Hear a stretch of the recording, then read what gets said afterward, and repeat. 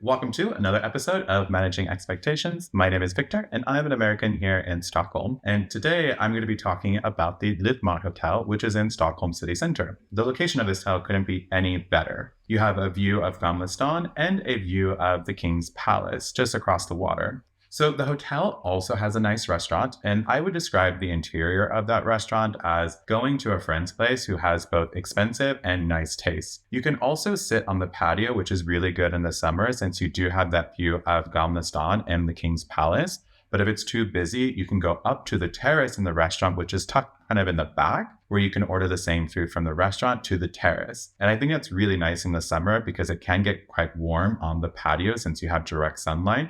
So you have a bit of shade, you can order all that same food, and it's quite nice in the summer when you have a group of friends, which I did recently, or last summer I was able to do that, which was really nice. The hotel is also dog friendly, and my dog, who is on the screen right now, has joined us for both occasions at the hotel, and they were super accommodating and not only gave us a nice bed, but metal water bowls and treats. And the last time we were also able to meet the managing director's dog, and my dog didn't get along with theirs, but it was cute nonetheless. So yeah, if you're coming to Stockholm with your dog, this is a really good hotel to stay at since they're going to be so welcoming. So this hotel also has 24-hour room service, which of course is not uncommon for hotels, not only in Stockholm, but other places in Sweden. But it was surprising in this context because it is a boutique hotel, and I often think of boutique hotels not prioritizing that service. But given the history of this hotel back in the 90s, it makes sense why they actually have room service. And I'll get to that a little bit later in the video. I'm just chiming in to say that if you are enjoying this video, don't forget to give me a thumbs up. So I stayed at this hotel twice in two different rooms.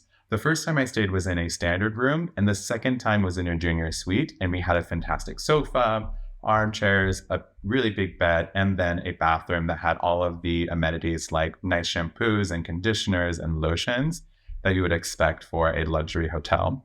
It was also on the second floor, which meant that we didn't have a lot of foot traffic on our floor, but we also could go up and down with our dog on the steps, which was really nice for those of you who are coming to Stockholm with a dog. I think the thing that I remember most from both of the rooms was the art, since it was quite provocative.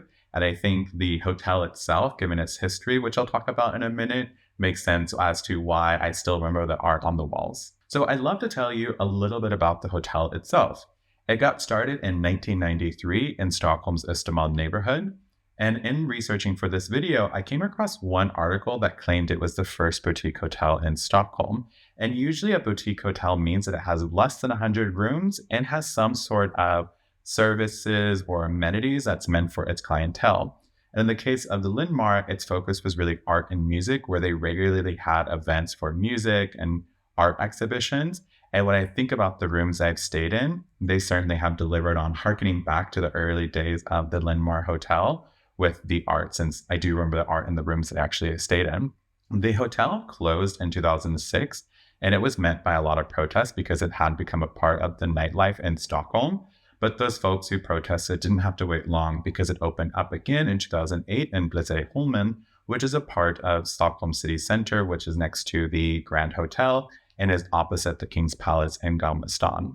The hotel itself is still really trying to deliver on the art and the music, and you'll walk into the hotel and you'll certainly come across really beautiful art as you're going into the restaurant. But you'll also notice in the restaurant on Thursdays and Fridays and Saturdays that they're playing a DJ, which the first time I've gone to this hotel and I had the DJ, I felt it was a little too loud. But that's probably because I just feel old. But it's nice that they actually have the DJ, and I have more appreciation for it now since it is kind of harkening back to the early days of the hotel. I mentioned this earlier in the video that the hotel has a fantastic location, and that's obviously true. You can get really anywhere by foot in 15 minutes from this hotel. But what makes it really unique is that you can cross the street and jump on a boat to the Stockholm Archipelago. And you can really go anywhere in the archipelago from the boats that are stationed right across the street from the hotel. And in the description, I'll put in a few of my favorite islands for you to visit. And I certainly will be making some videos about some of those islands once we get closer to the summer months. Do I think that the Lydmar Hotel is worth a visit?